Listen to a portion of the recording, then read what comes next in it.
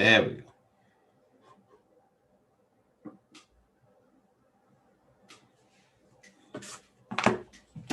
Make a note to self-check that afterwards.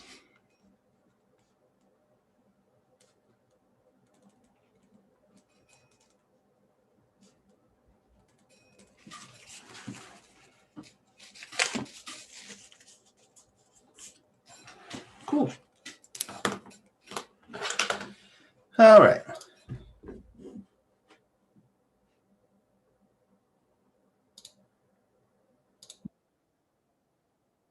Okie dokie. Let's get started. 3 chapters to cover today. The first 2 are a part 1, part 2. The last one is a part 1, and part 2 will be next week. So these first 2 chapters will cover all about storage and file systems. A lot of this is repeat from the prior sections that we covered. So it won't be too bad. It is the focus won't be on Windows desktop, it'll be on server, of course. So the topic that will cover 2/3 of this conversation is first storage and what storage is and how it's used in the Windows environment. Primarily, Windows will use storage like hard drives and SSDs as your main storage. You might from time to time need to use other medium, but storage is anything where you can store data. Like I said, primarily, if you want to have cheap storage, you'll use a spinning disk. Otherwise, you'll go with a solid state. Because as far as I know, solid states are still not comparable to the spinning drives. Now, here are some suggestions for storage. Your page file could ideally be within the solid state drive. If you have a mix of disks, you could do something like that. There's other things that are more long term, and those could easily be within a spinning disk. That you have kind of the basic items of what you would see in a typical system that's serving up storage for others to use. Now, this could be either local storage or directly attached, or DAS. You have your NAS and your SAN. The local storage, as defined in the Windows world, is anything that's already inside the computer case. Does refer to any optical drive or anything that is externally connected, like USB. Whereas direct attached storage can be things like a USB, or can be RAID and any other items like that.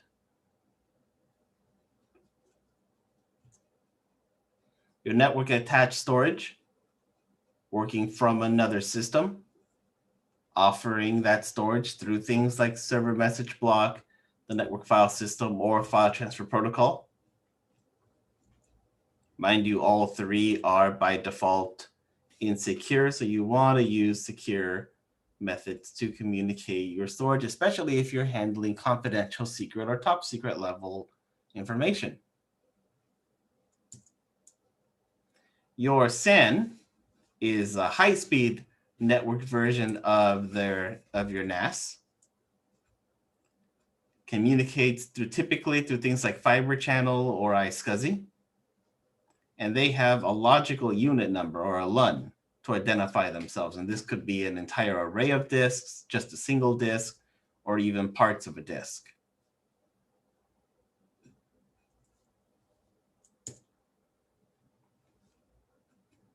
Here we kind of have just a picture setup. All of our clients would be using local or direct access storage, depending on how they're configured. Each of their own servers could have local storage, and you have the SAN that these 3 would share. And you could have things like replication and migration occurring amongst these 2. And because they're SANs, using higher speed networks, they would probably have their own backbone or have their own ports on the switch separated from everything else.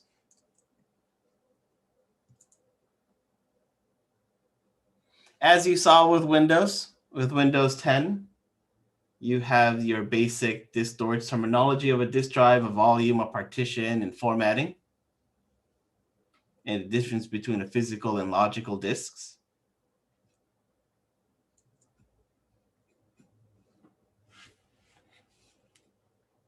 Things seen in A+, our hard drives or spinning drives still are able to have more data stored within them at a cheaper price. It does come down to the speed. Great for long-term storage. Whereas an SSD is great for normal use and high-speed data transfers. Add some RAID into that and it'll go even faster.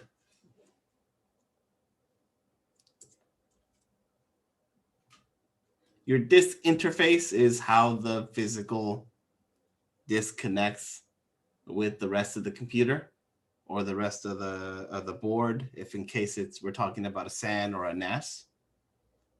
Your three most typical are SATA, SAS, and SCSI.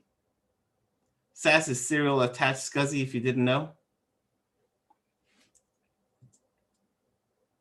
Your serial ATA drives have been around for a while. They replaced the old parallel ATA, the ribbon cable.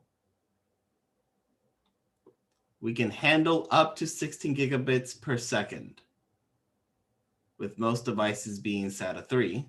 That's the current standard. SCSI has been around for quite some time, and it's gotten an upgrade through serial attached SCSI. A SAS disk and a SATA disk almost look identical. If you don't pay attention, the two cables will look identical to each other, but there actually is a small difference between the two. There's some added cables to the SAS than SATA. We have our volume and the two definitions that are in the realm of Microsoft: the boot volume, where Windows lies, and the system volume, or the system partition. This is not assigned. This is the one that's not assigned a drive letter.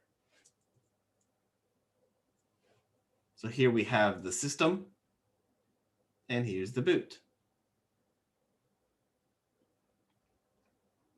This is what the UEFI will look at and boot from before jumping over to this. Again, it's all the same stuff that we've seen with Windows 10, since the two function pretty much the same way. There's a lot of repetition in this. We have our basic disks with partitions within them, the primaries and extended. All current Windows OSs use the GUID partitioning table, since it can handle up to 18 exabytes. If you're creating VMs in the cloud, you will have systems built off of this by default. Older systems will use MBR.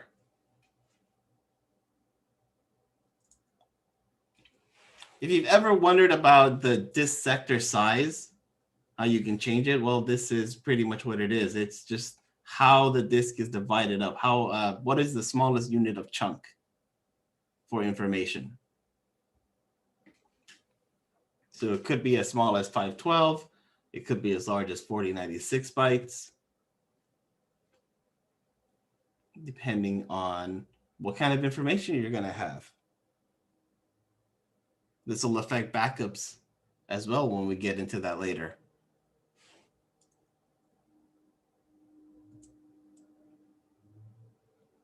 This quick little command will show you the basic information. You can always get this information off of disk management as well. It's not restricted to just the command line. We have our different kinds of volumes, our simple, our spanned that goes across 2 disks, our striped, and then we have the RAID essentially. So the first couple can be done natively within Windows. These can be done within Windows or used like a hardware card. Next item on the list, like I said, it's kind of repetition from the prior. You have the 3 main file systems used in Windows. And knowing that one of the 3 is the one that's most used yet hasn't been updated in forever and a day. Starting with the archaic FAT file system. No security whatsoever. So if you need to store sensitive and higher level information, you don't want to store it in FAT at all.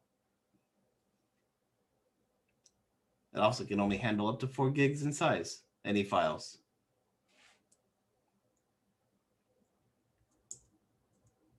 NTFS has been around since 2000. Has a couple more features, but like I said, it hasn't had quite the updates like ext4 and all the other formats that have been around recently. The new one in the Windows family, the resilient file system, should be the one used in large file sharing applications. So if we're making a file server, ideally you want to use REFS to share disks. It is not meant to replace NTFS. So if you want to implement REFS, you're going to have a separate drive. You can't just replace it. Can't replace NTFS with this. But it works great for storage spaces and Hyper-V.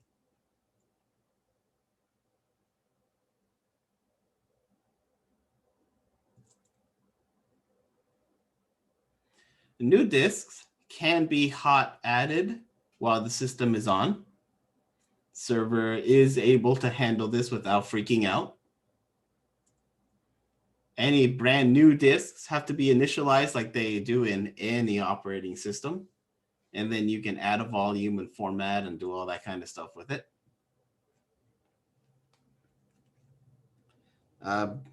As you have seen already, you don't need to depend on just the GUI. You need to be able to do everything within PowerShell as well, which is why we spent those weeks in PowerShell. So here are some commands to do this kind of stuff within PowerShell. You know, if we're going to format the volume, its letter, the type of file system, and any label that you want to add to it.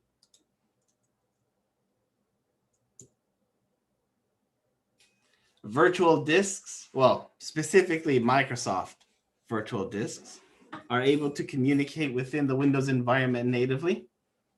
Your VHD and VHDXs can work. Anything that's VMware or outside of that realm, you'll need to have a tool in order to read the disk within. As covered before, VHDX is the newer generation of virtual disk file and can handle more than the VHD.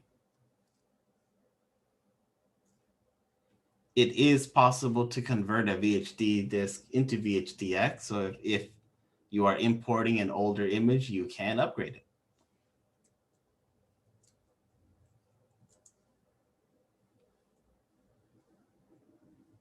Here's some pictures that go with the stuff we just talked about, where you would hit edit disk on a certain VM and convert it.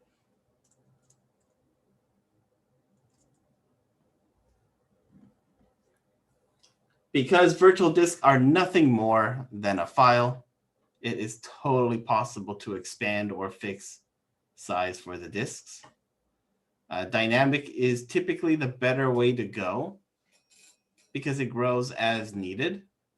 So you're able to have multiple virtual drives and have them work in tandem with each other. Fixed disk is good for things like databases. So if you're building a database VM, you ideally want to use a fixed size, because both the read writing of the database and storage that can cause some problems later down the line.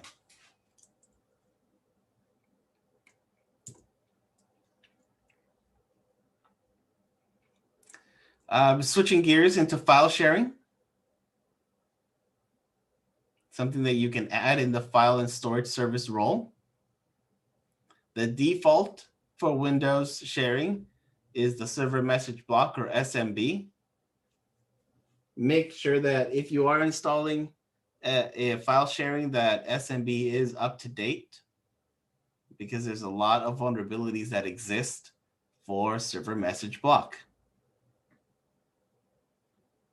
Windows Server also handles NFS, so it's possible to use a NFS storage system with multiple operating systems together, like VMware or Linux.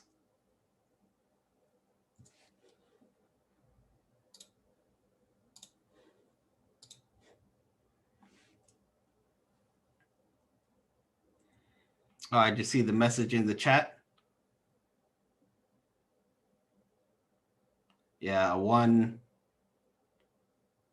terabyte SSD around 80 to 150, depending on SATA versus NVMe. A 1 terabyte hard drive, $45 to $90. That, yep, they're cheaper. They're just not that cheap.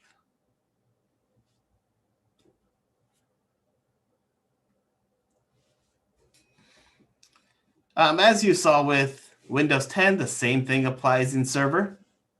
On the simple file sharing and the options that exist, it's nothing different. It's the same wizard that you would see in Windows 10, with the more advanced permissions to modify. Here's where things start differentiating between the desktop and the server. In the server, you have a different wizard with different options, like sharing through SMB or sharing NFS. You can choose one of these profiles to share folders on the network.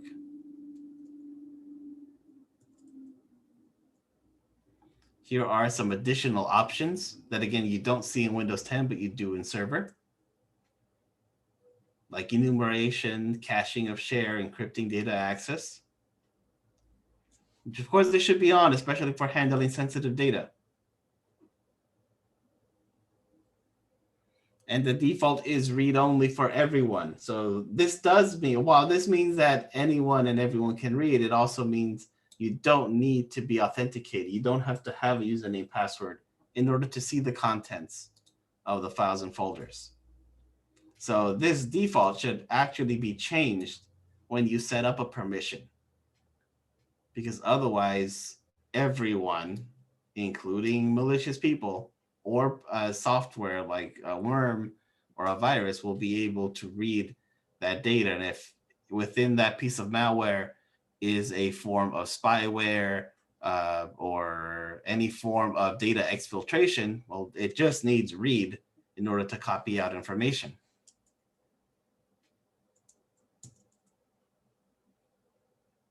Here you can set your permissions, and again, by default, it'll be everyone read only. You should change this.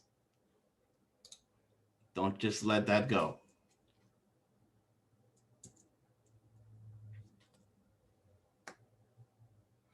The shared folder snapping from the MMC gives you some information. For example, all the shares that exist, how many clients are connected, what files are being opened by who, which becomes harder if you have something like everyone, because then it may not be able to keep track, especially those anonymous connections. So you want to switch it to at least authenticated users.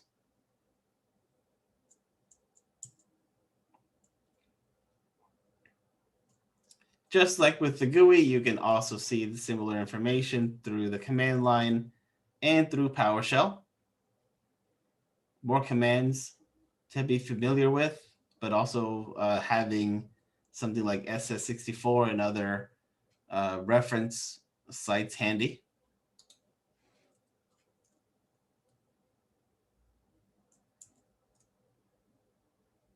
The default shares that you should be aware of: the admin $, drive $, and IPC $, will always show up whenever you are working within Windows. The admin $, the $, is used as a character to hide the folder or hide the share. So if you make a new share and you put a $, at the end, the share will quote unquote disappear, but you'll still be able to get to it through either the IP address or the FQDN. There is a share, a default share for every drive that you have. So for example, if you go to your local IP address and you do the /C$, you'll get the contents of your hard drive. If you have multiple drives connected, you should be able to see the contents by going $, E$, so on and so forth. Domain controllers will have netlogon and sysvol also shared. These are necessary as part of running the domain.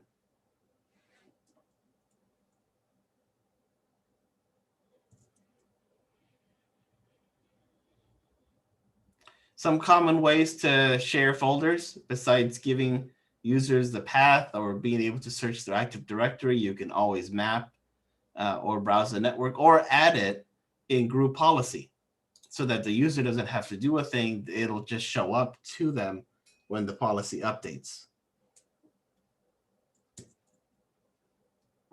Talked a bit about the network file system and coming back to that. Again, it's a native file sharing system found in Linux systems. And Windows can also communicate with this as long as it has a client, which is available as a feature. So it can't read NFS in a clean install. You have to add this feature. Once you install it, like any other role service, you'll be able to connect or create an NFS share with your network. You see over here the various options that you have, like if you want to tie it with Kerberos, if you want to allow unmapped users for Unix access, or if you just want anonymous access. To implement, you'll need a data store. This will be the share that is available through NFS. Without the role, you won't be able to do any of this.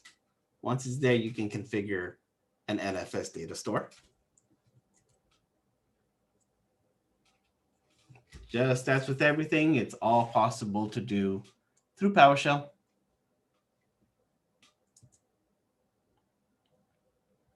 To secure access, because there's way too many misconfigured systems out and about, you want to protect your data. So you want to enable things like permissions, both for the share itself and the files and folders within this share.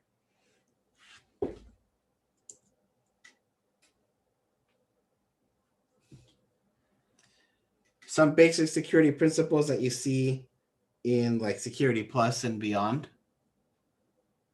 Having access control lists, defining who the owners are, and using either the system access control list or various other forms of access control lists to lock down who has access to what data. Here is discretionary access. There's also mandatory. There's a number of different access control lists that you can apply. Your object owner is usually the person who creates it, or the person or group who are assigned ownership of the object that contains data that is relevant, that is sensitive, that is secret. to our organization, to us. The typical way to assign permissions after the user creates that object, it can get permissions off of the user who created it, or also by group. You can also do effective permissions to see what permissions are affecting what file or what folder. Your share permissions are similar. While you can't configure on individual files, you can do these three: read, change, and full control. Obviously, you don't want to just do full control across the board. You want to be much more specific as to who can read and who can change or read and write. Once again, note that the default share in Windows is read for everyone, authenticated and unauthenticated. So here's your basic permissions for a share.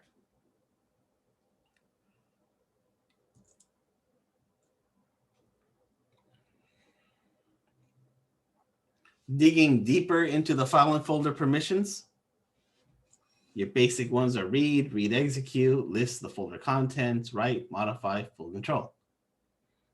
List folder contents and read are not the same, because this will just show you what's within a folder. It won't actually let you read the contents of a file. So if you just have this enabled, you'll be able to only list the contents and nothing more.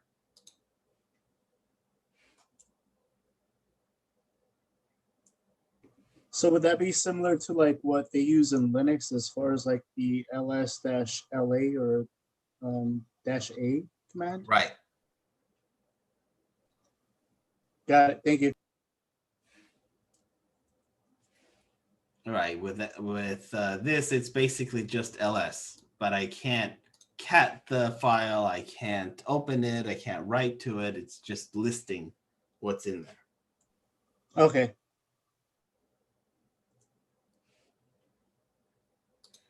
Every file has a owner, whether it is the system, a user, the administrator. Every file has an owner. And each owner has their implicit permissions that come within, if you set it up through Active Directory or you set up locally. Those owners can affect the file system in who can create a file or folder, who can take ownership or assign ownership. Because it could be that a user creates a file, but then needs to transfer to another person to be the custodian of that file. So they change the ownership, because that person will manage the permissions and whatnot. You just created it, inputted the data, move on.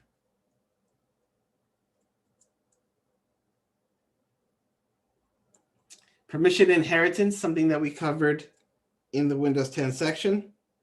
Everything starts from the root. Whatever permissions are set at the root affect all the other folders within. You can disable permission inheritance within the advanced security settings. Otherwise, whatever you have set up at the root drive will affect every folder, every subfolder, and files that exist.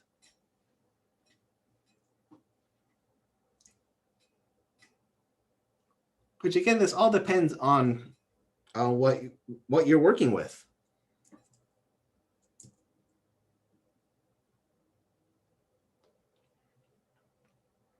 Your effective access is, here we go.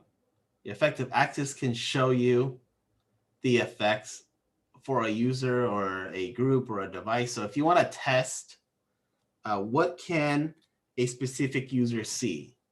So in this case, we have test user, and that test user does not have full control, does not have write attributes, can't create folders, can't create files, but they can read attributes, they can list what's in there, and they can also go through any subfolders and execute any files. But it looks like they can't write. So they can do ls in Linux, and they can execute and read any data. Looks like that's about it.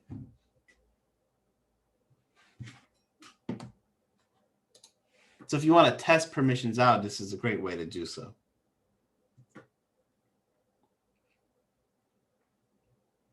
Any denies, if you're using the access control, any denies override allows. Usually it's the other way around where deny is the last in the list. Windows treats it the opposite because Windows. There is a small exception. If a deny is inherited from the parent object, then the allow is explicitly added. But normally, as a rule, the deny overrides any allow permissions.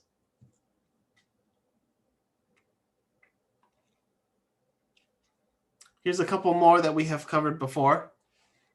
For example, if you move anything from FAT to NTFS, it will gain whatever permissions exist in the destination folder. If you do it in reverse, FAT strips away any of the permissions because FAT has no place for permissions.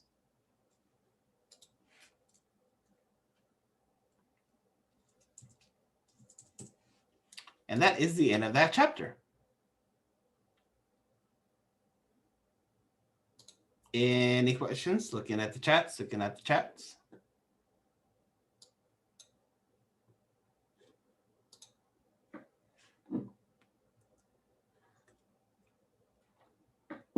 Cool. So let's hit stop.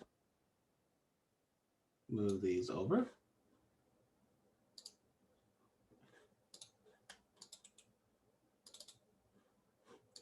And jump to the next.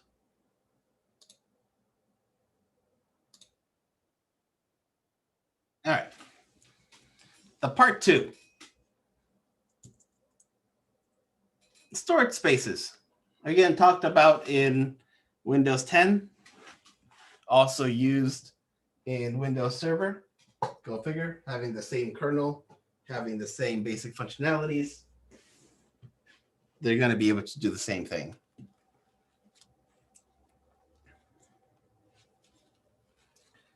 Your storage space uses the concept of just a bunch of disks.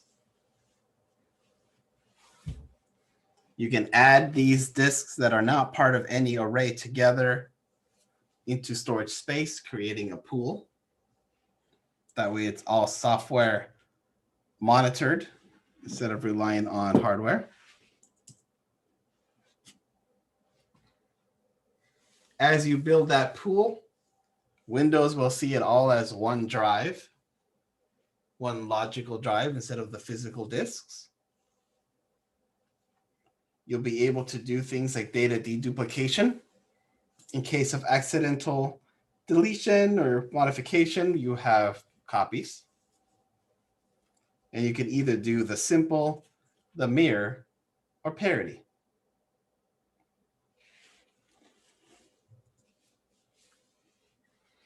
The simple space is the equivalent of a RAID 0. Just a stripe. We're using all the available data across, and we have no real backup to anything. The mirror space is similar to RAID 1. Whatever is on this side will be immediately copied to this side. And our parity is just like RAID 5. Taking a piece of each drive and having part of the parity. In case a drive goes down, we still have the data and are able to copy back when the new disk is in place. With storage spaces, we have the storage tiering, combining SSDs with HDDs together. So any of your most frequently accessed data will sit and live in the SSD. Everything else will be in the slower disk, similar to VMware's vSAN.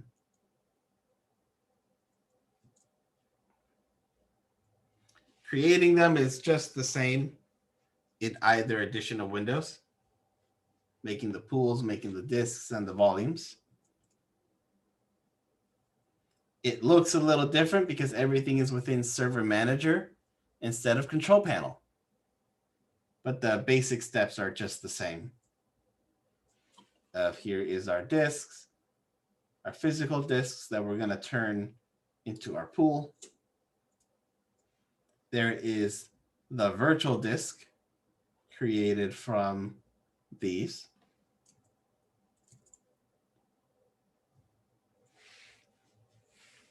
So are just a bunch of disks that are directly connected to the motherboard, either through hot swap, through the front, through inside. We create those into pools, and then those pools become available as the virtual disks to Windows.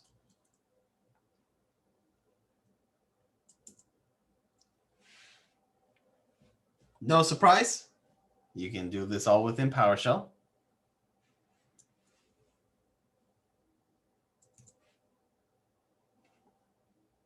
Since it is software based, we can always expand the pool, adding new disks. We can do it within the disk management. We can also use PowerShell to do the exact same thing.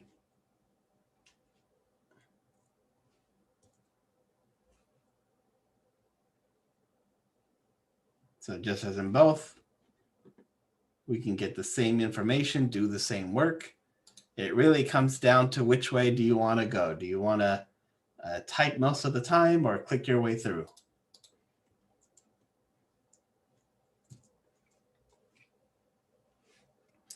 Since we're talking about physical, we know that our disks will fail. That is just part of life. So there are options and ways to bring up a new disk to take an old disk's place. And you can do it both within the GUI or through PowerShell.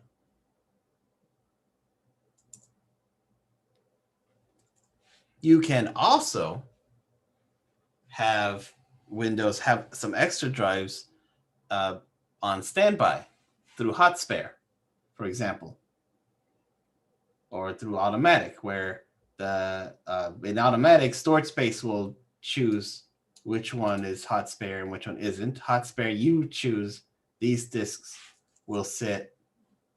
So in this example, we have a few disks that are automatic. We have a few manual where the admin will decide to bring this disk online or not. These guys will sit as hot spare. So if anything happens to the first two, these two take their immediate place, giving you time to find another disk to replace while not affecting the performance and any downtime to your users.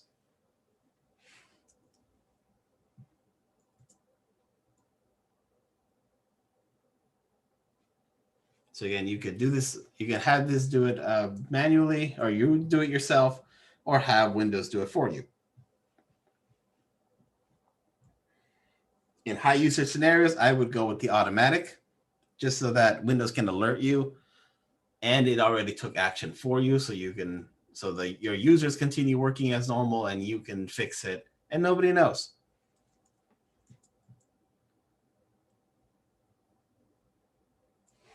Enclosure Awareness is a nice feature. Oh, I see a question. Break down the difference between hot spare and automatic. So in automatic, storage space does the decision making for you. A hot spare, you have specifically chosen a disk to sit idle until it is needed.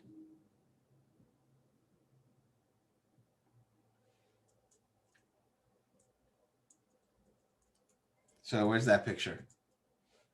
So in this case, Windows will take these first two drives and decide whether to put them active or have them in standby.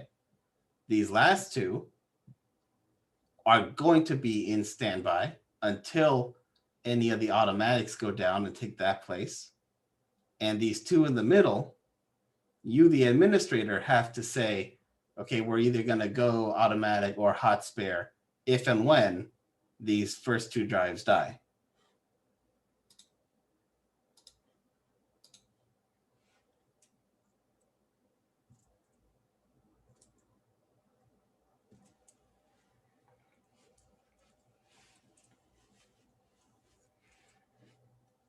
So yeah, enclosure awareness is a kind of parity for the disk, ensuring copies of data is on other drives in case a drive dies. Because like I said, we're talking about hardware, and hardware will fail.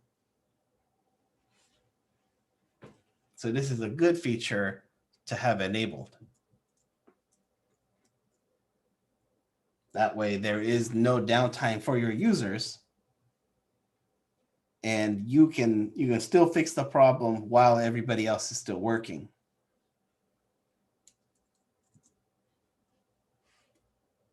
Tiered storage, or the similar to vSAN. You have to have at least one SSD and one HDD as a pair.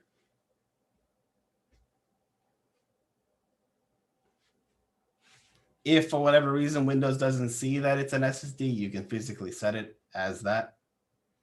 And then you'll create those tiers. Here is the GUI. Of course, you can do all this with PowerShell as well.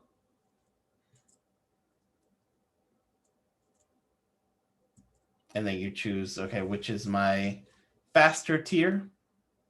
How much of the disk space do we want to use from the SSD? And how much do we want to use on the other disk, on the slower disk? Either specifying a size or using the complete space within it.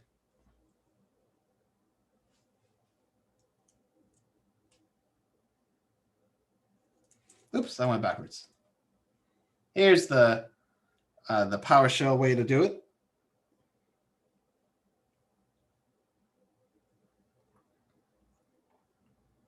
So like in this final example, we have 40 gigabytes being eaten out of an SSD and then 200 out of a spinning disk.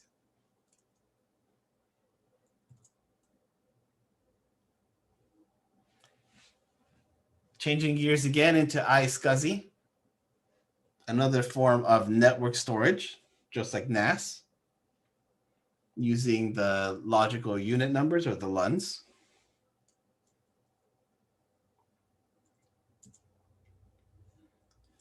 This is where we use fiber and any other high-speed connectivity through a SAN. Can work over an IP network. And really, and ideally, you want to have your ISCSI traffic on a different backbone than everything else, since we're talking about high-speed storage. For example, to run virtual machines or to run critical infrastructure, it's good. It's a good idea to have ISCSI running on a high-speed backbone. The two main components are the target and the initiator. The target is just another fancy way of saying a client, and the initiator is just another fancy way of saying the server.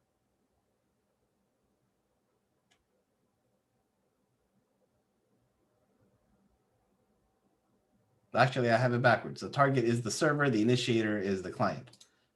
So many terms. So many terms. Every tech has its own little set of terminology. So here we go. We have our clients that are connected to our server over here, who is the one who has the shared storage. So if that confused you, don't worry, it confused me.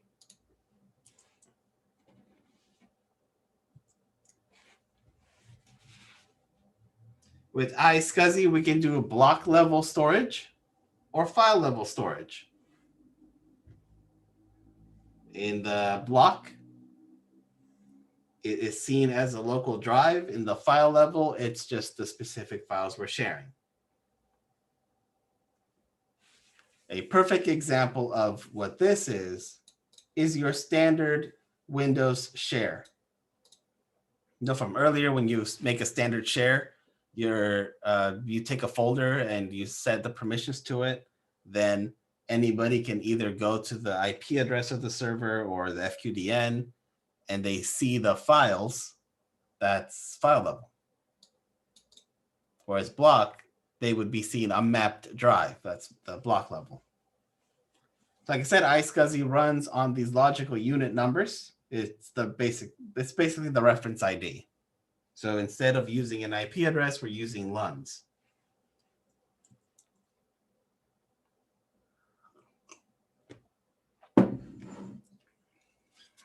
You'll need the target server and provider in order to configure a target.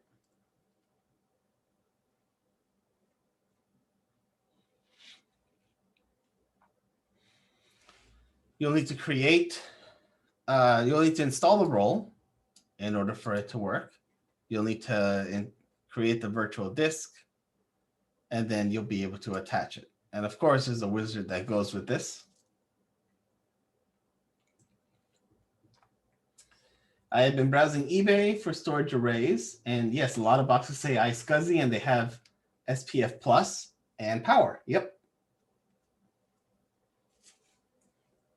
Using fiber as the connection.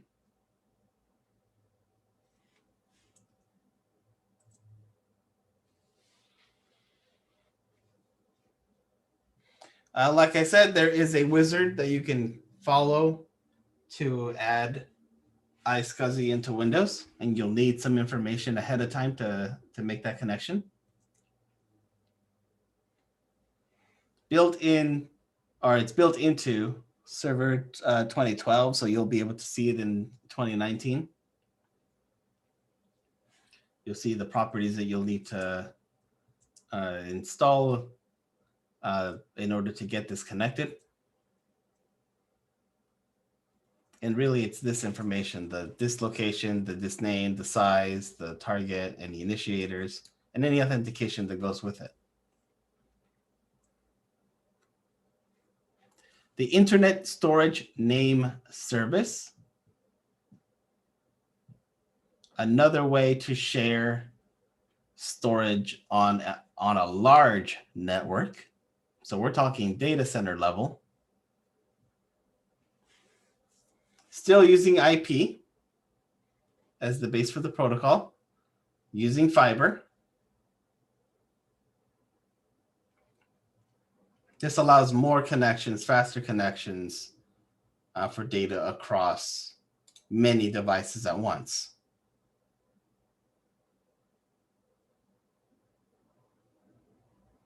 So this is further up in making a backbone. You can do this in Windows.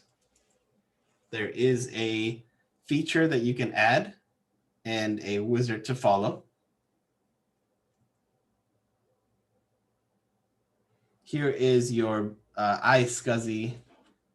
Here's an iSCSI name that's being added. Yeah, iSCSI has a funny little way of identifying themselves. There's also the data center bridging. When we have a server clusters and want them connected together, that's where DCB will help improve iSCSI to do things like quality of service, performance, and exchange between the two. Again, you can add this into Windows so that it becomes a bridge between clusters. So if we have multiple SANs and multiple servers clustered together using these multiple SANs, we can integrate them all together to essentially use the same storage, even though we're talking about different boxes interconnected. Definitely talking big data center level now, not so much the one little computer that is acting as a server for a small business. This is more of a bigger project.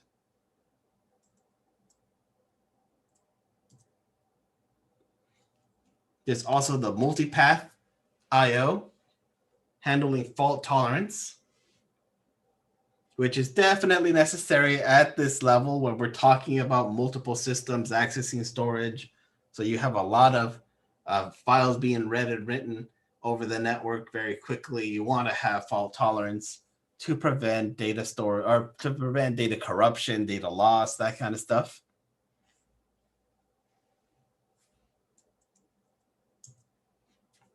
Here is the properties of that. Again, this is stuff that you're going to see in large infrastructure.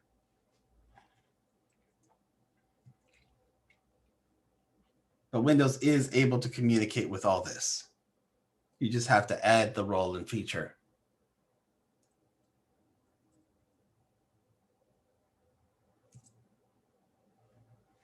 Data deduplication, or dedupe, another way of copying data from one block to another block.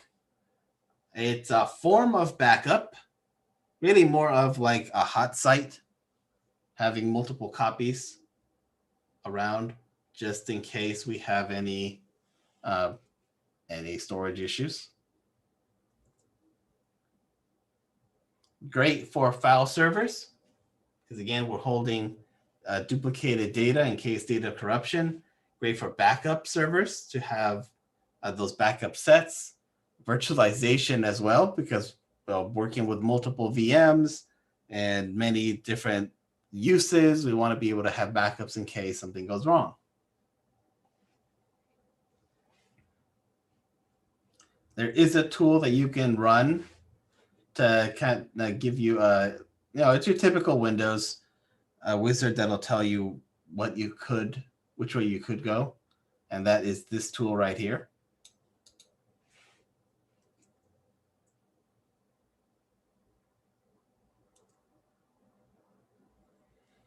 You can add it.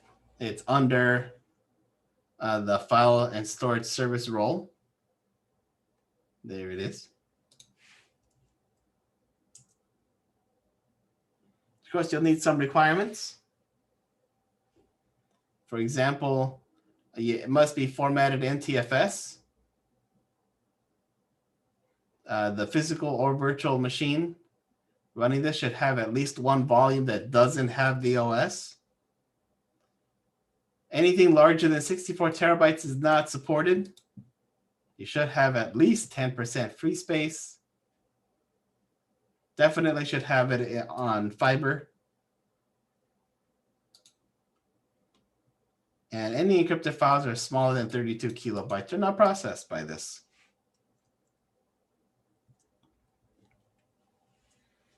Once installed, just like anything else, you have to enable it. And it's as simple as the right click on the volume and configure data deduplication. And you can choose, will this be a general file server, a VDI server, or a backup server? Here is the options, along with the schedule. So one of those things that you would probably want to do at night when there's no one around. The set up optimization, when to do it, what times to do it. Again, things to do probably at night when backups are done, or when no one's around, so that the system can work in peace and nobody will complain about system performance. Of course, you can do this, everything that just talked about, do it all within PowerShell.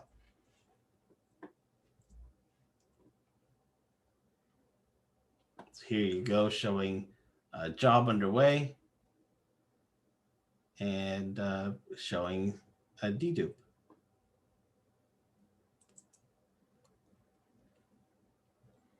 Of course, you can see the schedule and its status through PowerShell just as you can with the GUI.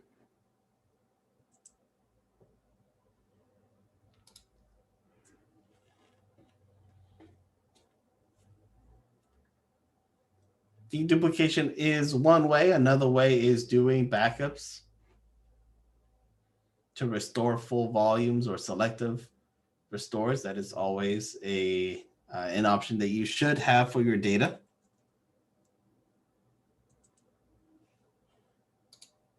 There is also the storage replica, another feature for file or block level replication between storage devices. Here's your primary way to handle fault tolerance and disaster recovery. With this, the servers could be remote. So you could have a whole nother site that has a copy of the data.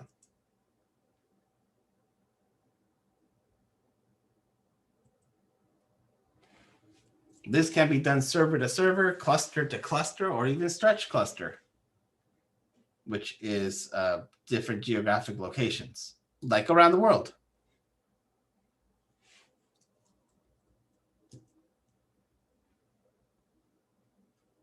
Of course, you need some minimum requirements to do this.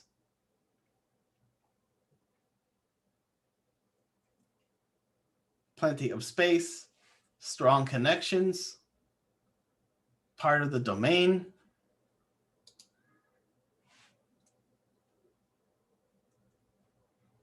What can and can't be copied out. Installed either through PowerShell or the server manager. Either one will get you to the same place. In PowerShell, you can see that the replication group that you're a part of.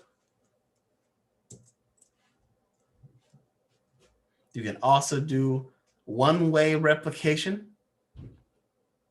which is from one source to a destination and not the other way around. If it just so happens that your primary system goes down, you'll need to remove the partnership and then bring the destination online. And that's the command to do it.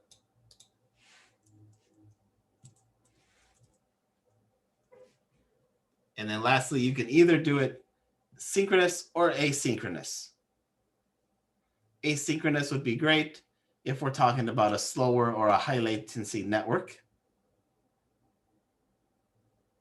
whereas synchronous would be for your typical strong, like an intercity communication, where you know that both sides have strong internet connection versus something that's a little more out there.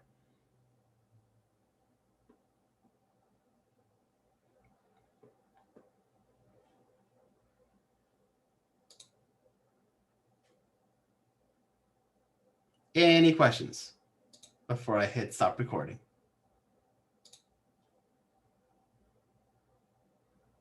Looking. Okay.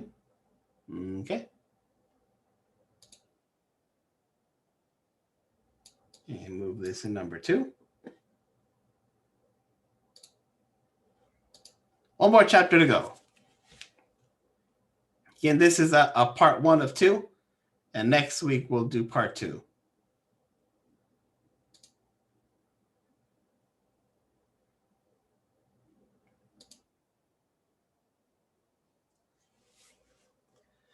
This chapter is pretty much a repeat of what you saw in Windows 10. A lot of similar functionality, a lot of similar interaction with Hyper-V that you can do within the server. So we covered already what a VM is, the guest OS, who the host computer is, and virtualization software. You have the hypervisor. And there are the 2 types, type 1 and 2. We have our virtual disks, which are nothing more than files. Our virtual networks, which are all happening within the CPU. And checkpoint is Microsoft's way of saying snapshot. So if you are familiar with VirtualBox and VMware, you see it as snapshot. Microsoft wants to be cool and call theirs checkpoint.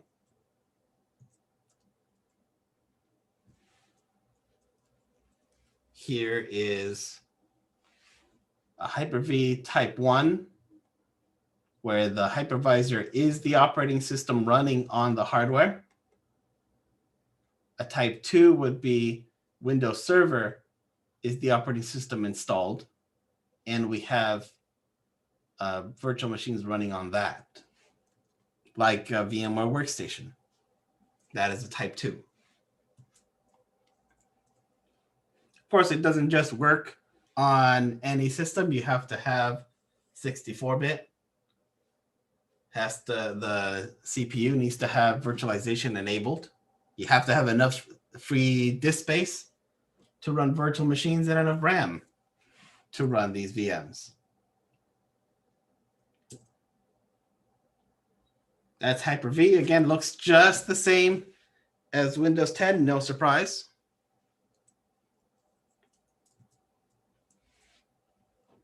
You can install it either through Server Manager or through PowerShell. You can also manage Hyper-V remotely with the RSAT tools. So you don't have to run this from, you don't have to get to this through the local system. You could do it, remote.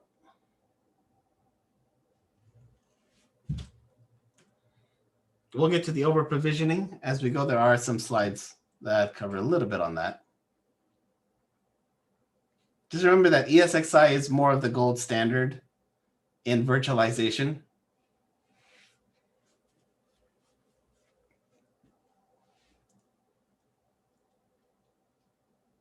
So like I said, you can manage servers remotely through PowerShell or through the MMC. You'll need to enable that remote connection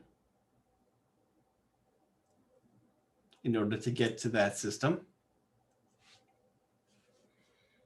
Just a note, if you are running server, not the Hyper-V only,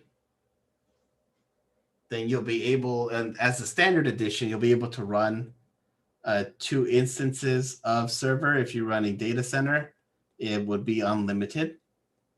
Of course, there's a price difference between standard and data center.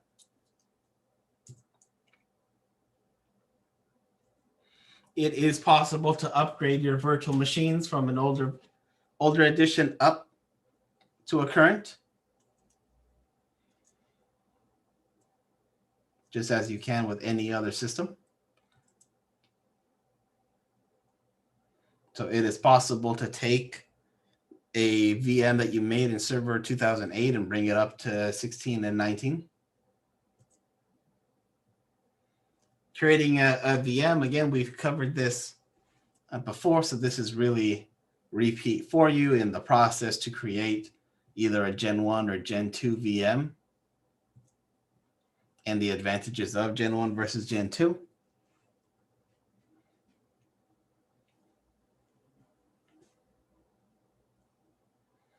Of course, you can access a VM either through the network if it's connected and set to be remotely configured through like SSH or something, or access it directly from the Hyper-V manager.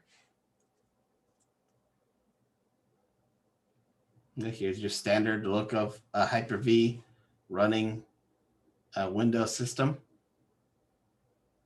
and all your actions that you have on the right, similar as you have with Windows 10. The options that you see when you are in a VM connection, when you have the GUI up, like Control-Alt-Delete or the start, turn off, all the similar things that you see in any hypervisor, really.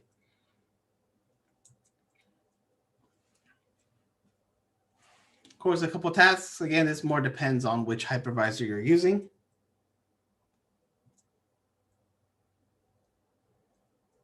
And just as with server, you can import and export VMs.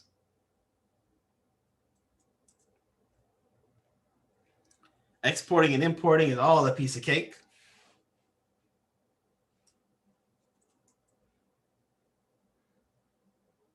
You can export without shutting down a VM, but it's probably a good idea to turn it off and then export. The import is just the reverse. You can copy a virtual disk from one system to another because, again, it's nothing more than a file.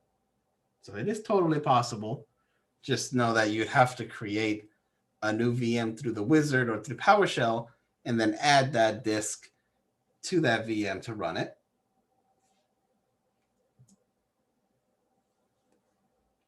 Using things like the MS Center Virtual Machine Manager, you can take a physical machine and turn it virtual. This is useful when working with older systems that for whatever reason you need to keep up.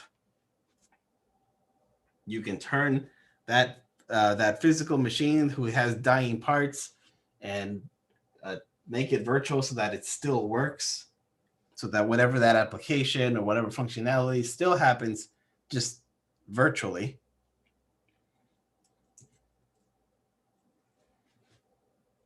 Now, covered this before. The Gen 1s have MBR and have more limited resources. Your Gen 2s can do more, like network boot with IPv6, GPT boot, UEFI, secure boot, and so on.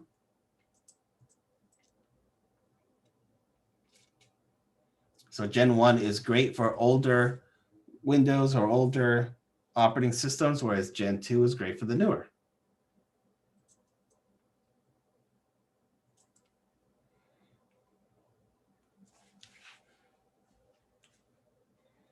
Changing settings. If you want to boot to a different drive with Gen 1, it's in the BIOS. With Gen 2, it's the firmware.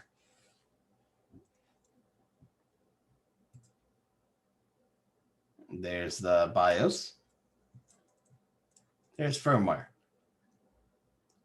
So again, one difference between Gen 1 and Gen 2.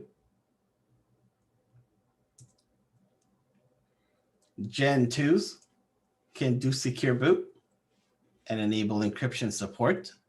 So if your virtual machines are going to handle sensitive data and you want to ensure that they are encrypted, Gen 2 will be the way to go. And it's under security.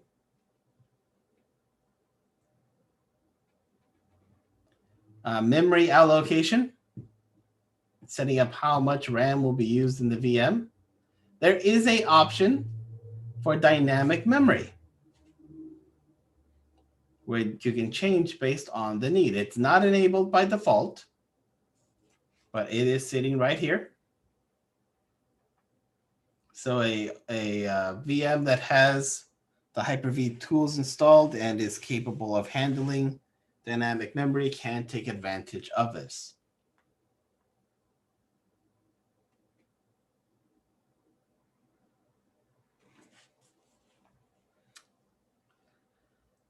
Now, I don't remember off the top of my head if a memory can be over-provisioned. Storage can be over-provisioned, but I don't remember if memory can be over-provisioned in Hyper-V. But you can definitely hard add memory to any Windows hosts that have the Hyper-V tools installed.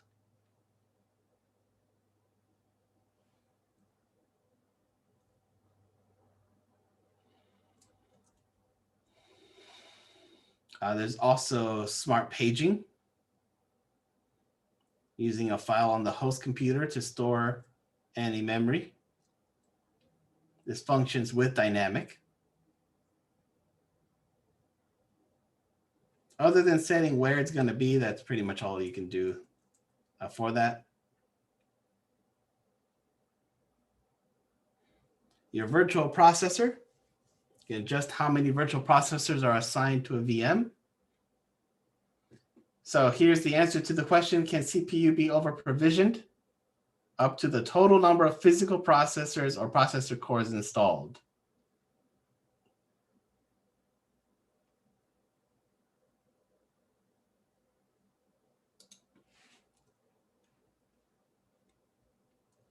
And then our resource control, similar to VMware.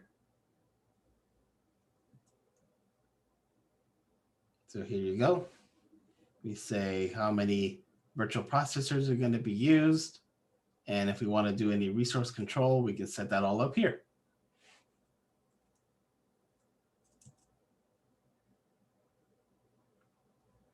Our integration service, which is basically our Hyper-V tools or VMware tools or VirtualBox, are our drivers that we need for any of our VMs to function and be able to do things like dynamic memory.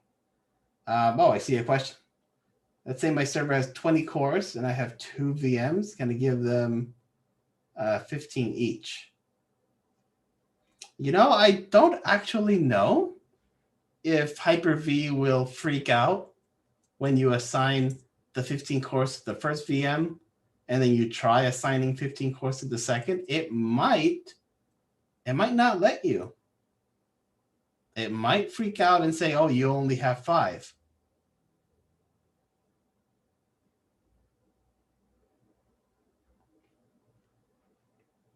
I know that Hyper-V is not as versatile as VMware's, but it is something definitely to test. But off the top of my head, I don't know, and my gut feeling is that it can't do that.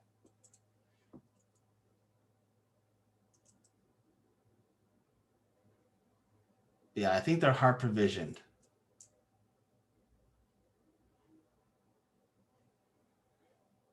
It's worth a test to see if it is, but I think it is hard provisioned.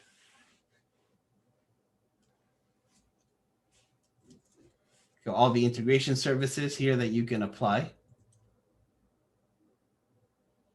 along with all these things that you can do with it installed in your VM.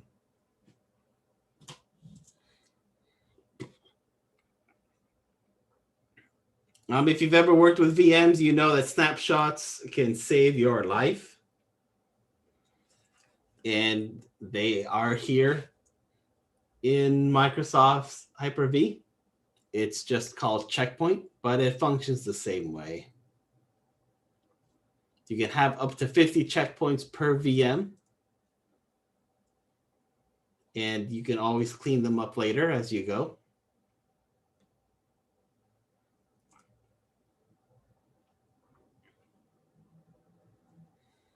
Of course, creating more checkpoints will decrease the disk performance because the host has to read multiple disks at once.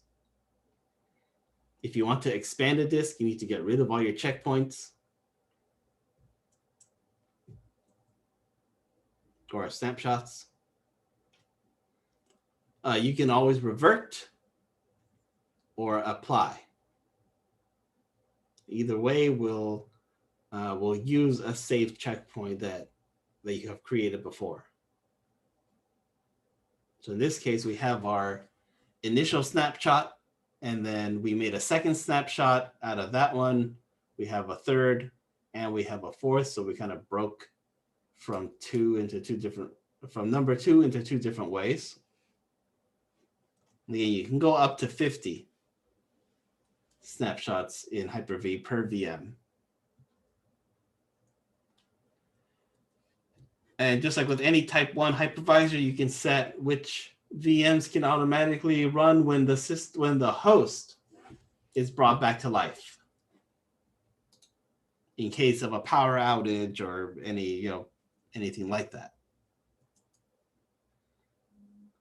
For example, you can have a VM like this automatically start if service is stopped, or always start automatically, and how long to wait, which is ideal if we're talking running from Windows Server. You know that Windows always takes a while to boot.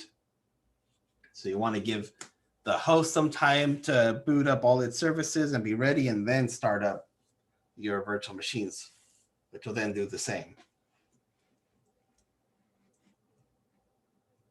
In case of an automatic stop, you can always choose to either save the state, turn it off, or shut down the guest OS.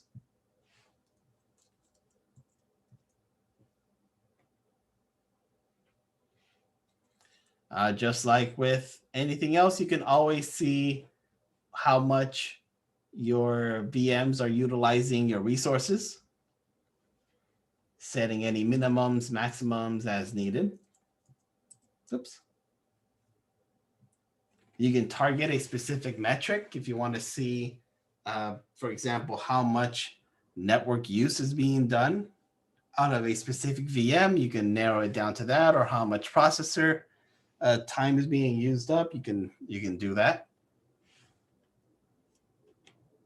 You also create resource pools to limit how much a certain system or systems can use your resources, just like you can with VMware. And then you can view after it's all set up.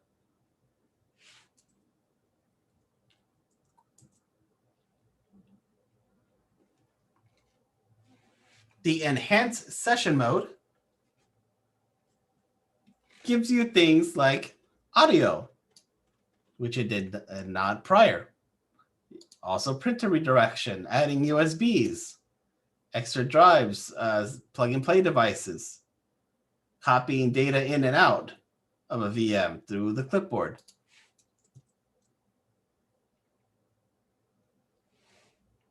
With enhanced session mode, we can choose to make our screen larger, use higher pixels. Of course, in order to do this, you need to have all the integration service already ahead of time, and you can enable it through PowerShell on the host.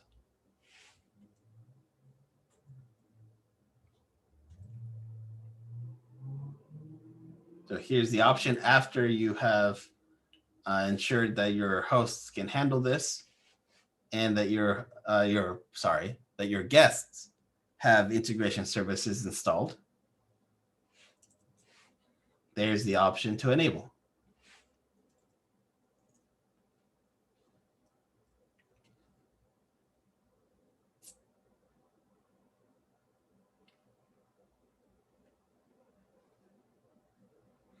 Is there a Windows embedded that can run on a thin client to Hyper-V?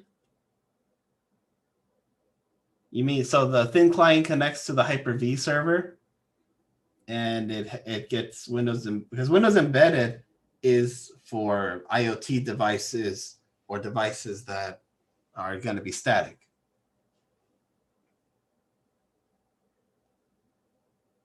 So maybe you're thinking of like Windows as a kiosk. You could do something like that.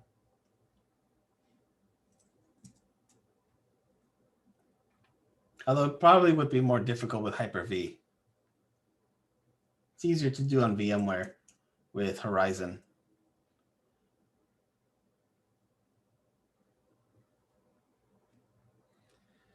So we kind of talked about that dynamic memory. Here is the non-uniform memory access. If we have multiprocessor systems, they could share memory for these VMs.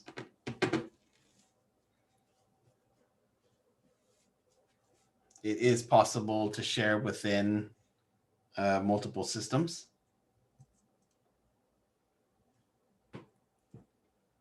So if the nodes, the physical systems, now called nodes, are interconnected together and they have the same settings and they have this on, then the VMs can take advantage of that. And if they use up their memory on the host they're on, they can jump to the next host and use up more memory there.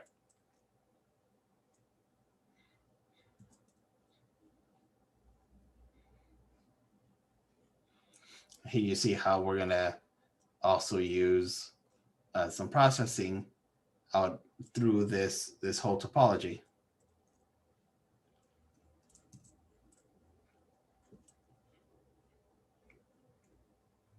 You can choose who can manage a Hyper-V. It can be domain administrators by default, but just as always, you never want users to have admin access because that's just bad security. So you could use the authorization managers to select certain users or certain groups to have the role needed or the permission needed to manage it without being administrators.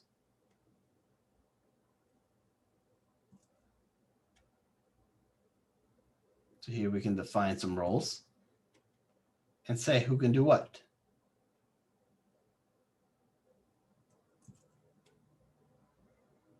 Right, you can see the question in the chat that yes, you can use the nodes. It can be used in that way as well.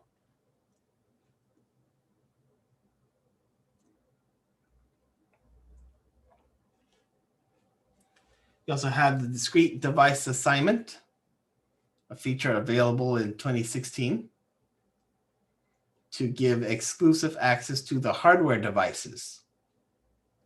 So we're bypassing the Hyper-V the hypervisor completely and going straight to the physical disks. So, or physical disk or physical physical hardware, for example, a Bluetooth card or a Wi-Fi card, or anything that's physically connected to the box, we can pass it up to the virtual machine direct as though it is connected to the virtual machine.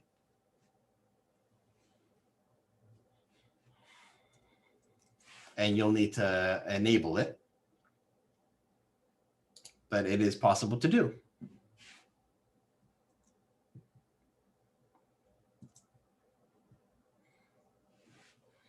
Of course, you can manage all these systems, these virtual machines, through PowerShell. No surprise there that anything you do in the GUI can also be done within PowerShell.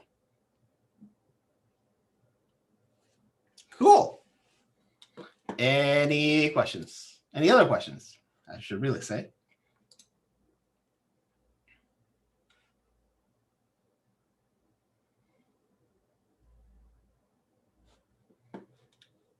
Awesome.